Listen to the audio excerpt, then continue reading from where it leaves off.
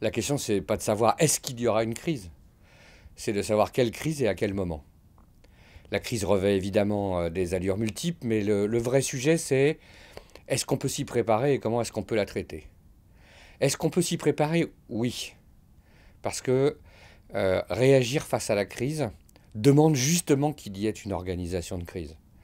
Anticiper les sujets. Regardez, prenez l'exemple aujourd'hui des futures coupures d'électricité. Vous voyez comment une entreprise comme Orange communique assez tôt sur le fait que la coupure d'électricité entraînera une coupure des réseaux téléphoniques avec les conséquences que cela peut avoir.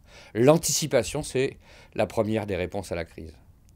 La deuxième, c'est la vitesse appropriée. C'est-à-dire qu'il y a parfois, et on le voit, une sorte de précipitation ou au contraire de trop grande lenteur, c'est-à-dire une mauvaise maîtrise du rythme dans la communication de crise. Je prends l'exemple de ce qui est arrivé à la FNAC avec le jeu qui est mis, puis retiré, puis reproposé au public, parce que parfois, y compris les communicants, réagissent trop vite parce qu'ils sont sous la pression des médias et qu'ils ne comprennent pas que ce n'est pas le temps médiatique qui compte, mais que la pire des choses dans une crise, c'est d'installer un feuilleton, ordre contre ordre, désordre. Vous connaissez la mécanique.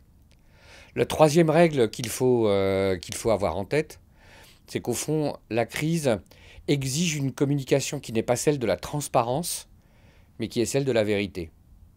Ce n'est pas exactement le même concept.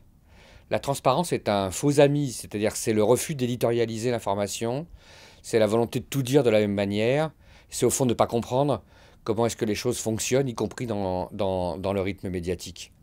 Le sujet dans une communication de crise, c'est comment on est toujours rattrapé par le réel, de ne pas mentir, parce qu'à ce moment-là, on ne fait que créer de la surcrise, aggraver la crise. Alors que dans la réalité, on le sait bien, il faut aujourd'hui, en communication, quand on se prépare à la crise, se préparer aussi à purger, on va dire, un sujet en développant tout. Vous savez, il y a une vieille règle qui dit « les bonnes nouvelles, je les égrène, les mauvaises nouvelles, je les concentre ». Éviter le feuilletonnage, c'est une des règles, évidemment, de la communication de crise. Malheureusement, la question de la crise n'est pas celle de sa probabilité, mais celle de l'intensité et de la forme de la crise que vous connaîtrez.